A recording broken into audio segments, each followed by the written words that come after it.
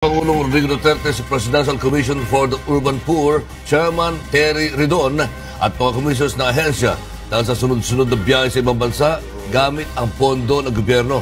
Makibalita tayo kay Rosalie Cos.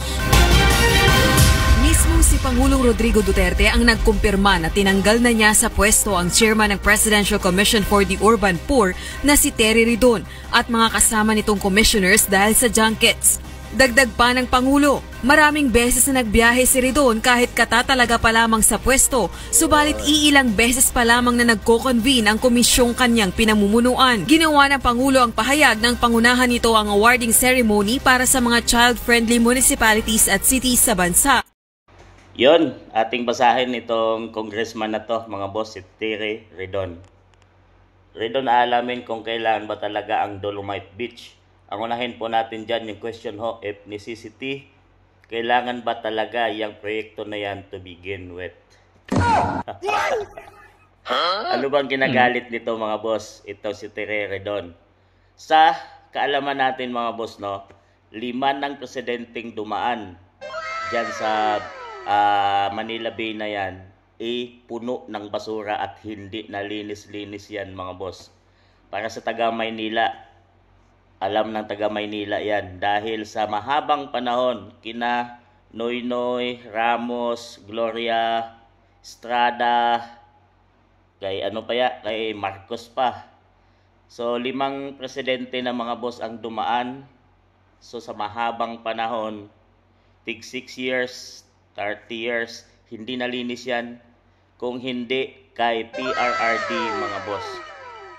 Yun pa, siya ang nakalinis at gumanda na yung Dolomite Beach na yan sa Manila Bay mga boss. Siya lang ang nakapaglinis niyan. Pero nanggagalaiti, tingnan natin mga boss, before, puno ng basura at yung after, ito na. So, inuuna pa nito imbestigahan mga boss itong Dolomite Beach kaysa mga katiwalaan sa ating gobyerno ngayon kagaya ng flood control. Hindi ba naman to?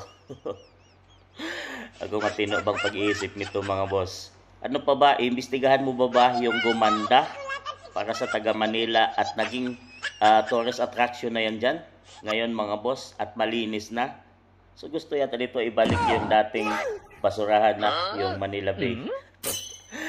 Kahit ano pa man ang masasabi mo dyan, inapaganda po yan at luminis dahil kay PRRD mga boss, kay Tatay Digong. Yan ang katotohanan. Pero bakit nanggagalaiti siya na imbestigahan to mga boss kahit naman maganda yung naging resulta? Yun pala, dati siyang kabinete for the urban poor sa administrasyon ni PRRD mga boss. At siya nga ay sinibak ni Tatay Digong dahil nga sa sunod-sunod na biyahe niya abroad gamit ang pondo or ang kaban sa kaban ng bayan mga boss. So, sa panahon ni Tatay Digong, ayaw niya ng mga korap. Tinanggal niya, sinisibak niya talaga mga boss. Yun ang kagandahan kay PRRD. Kahit pa kaalyado niya, tinatanggal niya talaga. Yun ang nagustuhan ako or nagustuhan ng mamayang Pilipino dahil may kamay na bakal si Tatay Digong. So, doon siguro siya nang gagalaiti at gusto niyang imbestigahan tong malinis na Dolomite Beach na to ngayon mga boss. Iimbestigahan niya kung may anomalya ba daw nangyari dito. So, mas pinili pa niyang imbestigahan to na magandang resulta kaysa unahin itong mga flood control corrupt ngayon scandal mga boss. So, kayo mga boss, sa palagay niyo, tama ba na kaya niya iimbestigahan dahil sa may galit pa ito kay dating Pangulong Rodrigo Roa Duterte?